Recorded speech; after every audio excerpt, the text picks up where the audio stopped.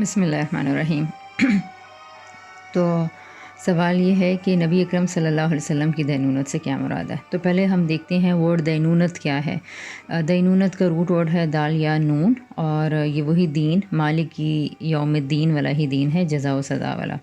اب یہ ہے کہ اللہ تعالیٰ اپنے پلان کے مطابق جزا و سزا کا دن آخرت میں برپا کریں گے جب یہ دنیا ختم ہو جائے گی۔ لیکن اس بات کی یقین دہانی کہ واقعی انسانوں کے مرنے کے بعد ان کو دوبارہ اٹھایا جائے گا اور جزا اور سزا کا دن برپا ہوگا، اس کا انتظام کرنے کے لیے اللہ تعالیٰ دنیا میں رسولوں کو مبعوث کرتے رہے ہیں، اور ان کے ذریعے سے تمام انسانوں کو یہ پیغام پہنچایا گیا کہ خدا کی ایک ہدایت پر قائم رہیں اور اس کی بھیجی کی ہدایت پر عمل کریں، اس کو ایک مانیں اور اپنے اعمال کو سیدھا کریں اور پھر اس کی جواب دہی کے لیے تیار ہوں۔ تو جب لیکن رسول اس دنیا میں آئے، ان کی قومیں ماننے والے بھی تھیں اور ان کی قوم میں نہ ماننے والے لوگ بھی تھے۔ تو جب رسولوں کی باتوں کو لوگ انکار کر دیتے تھے تو رسول کو اللہ تعالیٰ اس مقصد کے لیے مبعوث فرماتے ہیں کہ وہ لوگوں کے سامنے حقیقی طور پر اس واقعے کو ایک گواہی کے طور پر پیش کر ڈالے۔ ویسے بھی رسول وہ شخصیت ہوتے ہیں جو کہ اللہ تعالیٰ سے براہ راست میسج کو پا رہے ہوتے ہیں۔ تو اب جب لوگ مانتے ہیں رسولوں کی بعثت کا مقصد بھی انذار ہی ہوتا ہے، وہ لوگوں کو خبردار کرنے کے لیے آتے ہیں، اور وہ خبردار اسی آخرت کے دن کے حوالے سے ہی لوگوں کو کرتے ہیں کہ تم سب کو ایک خدا کے آگے حاضر ہونا ہے۔ اسی مقصد کے لیے جب لوگوں کو پیغام دیا جاتا ہے اور لوگ رسول صرف انذار و بشارت ہی نہیں کرتے، بلکہ وہ اپنی دعوت کو کی گواہی کے لیے ایک دینونت بھی برپا کرتے ہیں۔ مطلب وہ جو جزا و سزا آخرت میں واقع ہونی ہے، برپا ہونی ہے، اس کو ایک چھوٹے پیمانے پہ وہ دنیا میں برپا کر کے دکھاتے ہیں، تاکہ انسانوں کو یہ یقین آ جائے کہ ایک رسول جو دعویٰ کرتا ہے وہ واقعی ہی سچا ہے۔ مطلب اس بات کا کیا ہے کہ اگر رسول کی دعوت کو مانا جائے گا تو لوگ کامیابی اور فتح حاصل کریں گے، لیکن اگر رسول کی دعوت کا انکار کر دیا جائے گا، منکر سرکش بن کر اگر قوم کھڑی ہو جاتی ہے، تو پھر اللہ تعالیٰ کا عذاب آتا ہے۔ وہ عذاب کس طریقے سے آ سکتا ہے؟ مثلاً ہم نے دیکھا کہ قوم عاد، قوم سمود، قوم لوط، یہ اقوام کوئی چیخ سے ہلاک ہوئی، کوئی ہوا آندھی سے ہوئی، کسی کے اوپر زلزلہ آیا، کوئی پانی میں ڈبو دی گئی، طوفان وغیرہ آیا۔ تو اس طرح مختلف رسولوں کا جب انکار ہوا اور ان کی دعوت کا کہ خدا کو ایک مانو اور تم لوگ دوبارہ اٹھائے جاؤ گے اور تمہیں اللہ تعالیٰ کے ہاں حاضر ہونا ہے، تو اپنی اعمال کی درستگی کے متعلق فکر کرو۔ لیکن جب قومیں نہ مانی تو پھر ان کے منکرین کے اوپر اللہ تعالیٰ نے اس طرح کے عذاب نازل کیے۔ اسی کو دینونت کہا جاتا ہے، یعنی چھوٹے پیمانے پہ قیامت برپا کر کے دکھا دی جاتی ہے۔ اچھا، اس مرحلے میں کیا ہوتا ہے؟ یہ ہوتا ہے کہ رسول کے جو ماننے والے ہوتے ہیں ان سب کو اللہ تعالیٰ چھانٹ کر الگ کر لیتے ہیں۔ تو جب رسول یہ انذار کر رہا ہوتا ہے، انذار مطلب خبردار کر رہا ہوتا ہے، ان کو ایک طرح کی یہ دھمکی دے رہا ہوتا ہے کہ اللہ تعالیٰ کا عذاب تم پر آ جائے گا اگر تم نے اس کی بات کو نہ مانا، اگر تم اس کی آیات کو یا اس کے میسج کو یا رسول کی دعوت کو جھٹلاتے رہے۔ تو اللہ تعالیٰ مختلف صورتوں میں آپ یہ دیکھیں گے کہ ایک پورا مرحلہ ہوتا ہے جس میں رسول دعوت دیتے رہتے ہیں، اور پھر اس کے بعد ایک وہ وقت آتا ہے کہ جب اس قوم میں خیر مکمل طور پر ختم ہو جاتی ہے، ماننے والے مان چکے ہوتے ہیں، اسلام لا چکے ہوتے ہیں، تو اب باقی لوگوں کے اوپر ایک طرح کا جب مکمل طور پر اتمام حجت ہو جاتا ہے، اللہ تعالیٰ کو یہ معلوم ہو جاتا ہے کہ اب یہ لوگ تکبر اور سرکشی کے باعث رسول کی دعوت کو کسی صورت میں تسلیم نہیں کریں گے، تو اب اللہ کی طرف سے فیصلہ ہو جاتا ہے، رسول بھی اپنے ہاتھ اٹھا دیتا ہے کہ بس اب اللہ تعالیٰ اس قوم کے لیے فیصلہ فرما دیجیے۔ اس فیصلہ فرمانے کے مرحلے میں کیا ہو رہا ہوتا ہے کہ مومنین کو چھانٹ کے الگ کیا جا رہا ہوتا ہے۔ چنانچہ آپ دیکھیں گے کہ طوفان آنے سے پہلے ایک کشتی بنوائی جاتی ہے کہ سارے مومنین کو الگ کر کے سوار کر لیا جائے۔ اسی طرح آپ لوط علیہ السلام کی قوم میں دیکھیں گے کہ ان کو اللہ تعالیٰ دیتے ہیں کہ تم نکلو گے لیکن تمہاری بیوی پیچھے رہے گی، اور تمہارے ساتھ تمہاری 2 بیٹیاں ہی جائیں گی جو ایمان لائی ہیں، باقی لوگ پیچھے رہیں گے، اور ان کی فکر مت کرنا کیونکہ وہ خائن ہیں، عذاب ان پر آئے گا۔ اسی طرح حضرت ابراہیم علیہ السلام کو جب ان کی قوم نے پوری دعوت کے بعد ان کو آگ میں ڈال دیا گیا اور حضرت ابراہیم کا وہ کچھ نہ بگاڑ سکے، تو اب حضرت ابراہیم کو بھی کہہ دیا گیا کہ آپ اس بستی سے نکل جائیں، کیونکہ اب پیچھے ظاہر ہے کہ قوم کے اوپر عذاب آنا تھا۔ تو یوں رسولوں کو اور ان کے ماننے والوں کو الگ کر لیا جاتا ہے اور ان کو بچا لیا جاتا ہے، ان کو کامرانی اور نصرت نصیب ہوتی ہے، فتح نصیب ہوتی ہے اور امن نصیب ہوتا ہے، جبکہ منکرین کے اوپر اس طرح کے مختلف قسموں سے عذاب آ جاتا ہے۔ اچھا، ایک بڑا اتمام حجت کا دلچسپ واقعہ ہے حضرت یونس علیہ السلام کی قوم کے ساتھ۔ وہ بھی جب اپنی قوم کو دعوت دے کر تھک گئے اور آخر انہوں نے ہاتھ اٹھا دیے کہ اب اس قوم کے لیے اللہ تعالیٰ تو فیصلہ فرما دے۔ اب یہ ہوتا ہے کہ جب وہ دعا کر رہے تھے، اور کیونکہ رسول اس بات سے واقف ہوتے ہیں کہ جب ایک قوم کے اندر خیر ختم ہو جاتی ہے تو وہ بالکل کچرے کے ڈھیر کی طرح ہوتے ہیں، اور اللہ تعالیٰ اس قوم کو بالکل خس و خاشاک کی طرح ضائع کر دیتے ہیں اور ختم کر دیتے ہیں، صفحہ ہستی سے مٹا دیتے ہیں۔ تو اب حضرت یونس علیہ السلام کی اس دعا سے ان کی قوم گھبرا گئی، لیکن حضرت یونس علیہ السلام سے ایک چھوٹی سی جو خطا ہوئی وہ یہ ہوئی کہ انہوں نے اس دعا کرنے کے بعد اپنی قوم کو اللہ تعالیٰ کی میسج آنے سے پہلے، اللہ تعالیٰ کا حکم آنے سے پہلے ہی قوم کو چھوڑ دیا، کیونکہ رسول اس بات سے واقف ہوتے ہیں کہ جب رسول نکلے گا تو اس کی قوم پر عذاب آ جائے گا۔ اب حضرت یونس علیہ السلام کیا ہوا ہے کہ اللہ تعالیٰ کا حکم آنے سے پہلے ہی نکل گئے اپنی قوم کو چھوڑ کر۔ اب کیا ہوتا ہے جی کہ پیچھے سے قوم نے جب دیکھا کہ حضرت یونس علیہ السلام نے اس طرح کی دعا کی ہے تو توبہ تلافی پر اتر آتے ہیں، اللہ تعالیٰ سے دعا مانگنے لگتے ہیں اور رجوع کر لیتے ہیں۔ اب حضرت یونس علیہ السلام چونکہ نکل چکے ہوتے ہیں تو ان کو اس لیے ان کے ساتھ وہ مچھلی والا واقعہ وغیرہ پیش آیا، اور پھر ان کو مچھلی کے پیٹ میں جتنی اذیت اور وہ سارا کرب انہوں نے سہا، تو وہ تب ان کو اپنی یہ خطا یاد آئی کہ شاید ان سے اللہ تعالیٰ کی کوئی نافرمانی ہو گئی ہے کہ انہوں نے اللہ کا حکم آنے سے پہلے ہی اپنی قوم کو سے علیحدگی اختیار کر لی تھی۔ چنانچہ اب دیکھتے ہیں کہ حضرت محمد صلی اللہ علیہ وسلم کی قوم ان کو مسلسل تنگ کری تھی، لیکن آپ صلی اللہ علیہ وسلم آخری ٹائم تک رکے رہے ہیں اور آپ صلی اللہ علیہ وسلم بہت ساری دعا بھی جب کرتے تھے تو اللہ تعالیٰ نے کہا کہ آپ جلدی نہ کیجیے گا، اور ایک جگہ اللہ تعالیٰ نے فرمایا کہ آپ یونس علیہ السلام کی طرح نہ ہو جائیے گا، یعنی اس کا مطلب یہ تھا کہ جلدی نہ کیجیے گا، اور اللہ تعالیٰ اس کے لیے بہتر فیصلہ کریں گے کہ جب آپ کو آپ کی قوم سے الگ کرنا ہے۔ اور اسی لیے آپ دیکھتے ہیں سیرت کی کتابیں اگر آپ پڑھیں تو آپ کو پتہ ہوگا کہ حضرت ابو بکر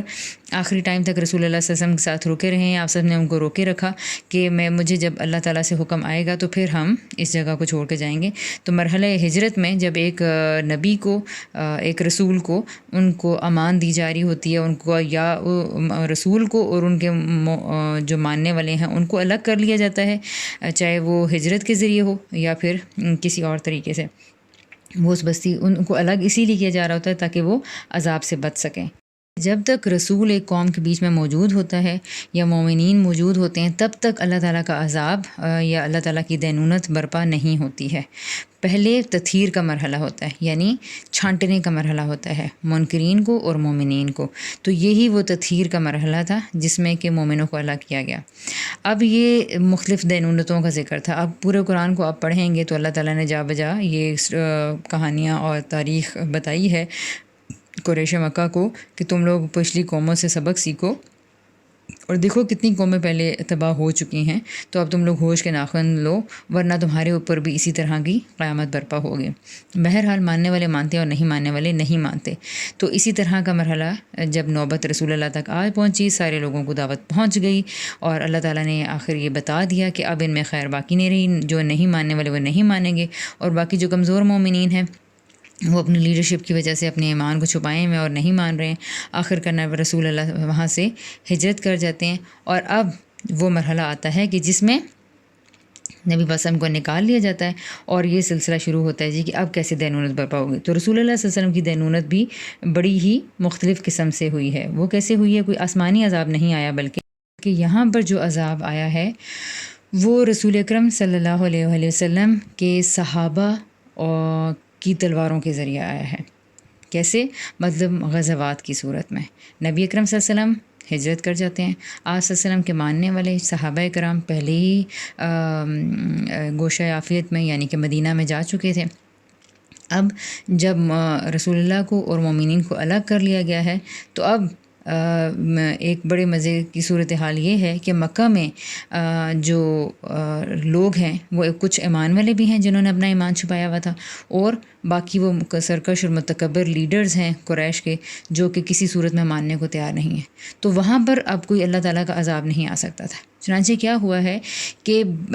بعد میں ایک صورتحال اس طرح کی پیش آ رہی ہے جو آپ نے سورہ انفال میں اس کی ساری تفصیلات اٹھا کے دے سکتے ہیں، کہ وہاں پر ایک صورتحال ایسی بن گئی ہے جہاں پر جو کہ بعد میں اللہ تعالیٰ اپنی خاص حکمت کے تحت اس کو جنگ کی صورتحال میں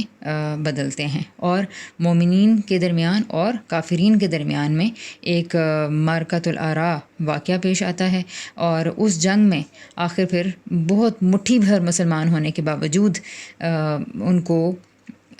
منہ کی کھانی پڑتی ہے اور بری طرح شکست ہوتی ہے قریش مکہ کو۔ اب یہ ہوتا ہے جی کہ آخر کیوں یہاں پر اللہ تعالیٰ نے غیر معمولی نصرت فرمائی ہے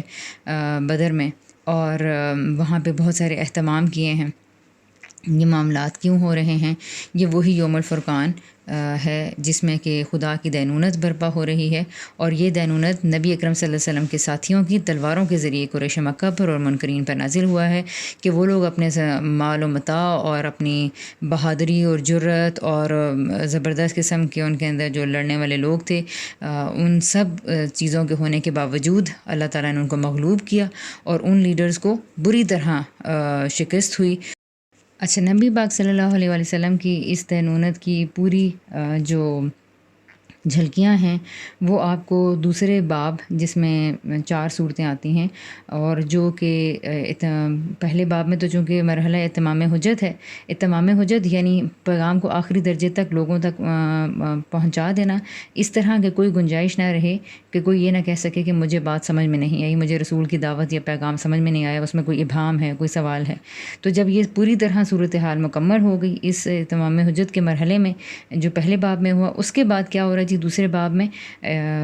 خدا کی وہ دینونت آ جاتی ہے، یعنی کہ وہ جو قیامت صغریٰ برپا کرنے کا جو وعدہ ہوتا ہے وہ پھر واقع نظر آنا شروع ہوتا ہے۔ تو دوسرے باب میں نبی پاک صلی اللہ علیہ وسلم کی دینونت سے متعلق تمام جھلکیاں دیکھی جا سکتی ہیں، اور خاص کر جو ہے سورہ الانفال اور سورہ التوبہ کے اندر اس کی ساری تفصیلات وغیرہ موجود ہیں۔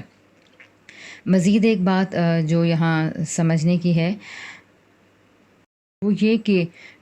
غزوہ بدر کی کیا حیثیت ہے۔ اس حیثیت کو ٹھیک طریقے سے سمجھنا، یہ کوئی معمولی غزوہ نہیں تھا بلکہ یہ غیر معمولی واقعہ تھا۔ اس کی تفصیلات کو سمجھنا بھی زیادہ ضروری ہے تاکہ اس واقعے کی صحیح حیثیت ہمارے سامنے ہو۔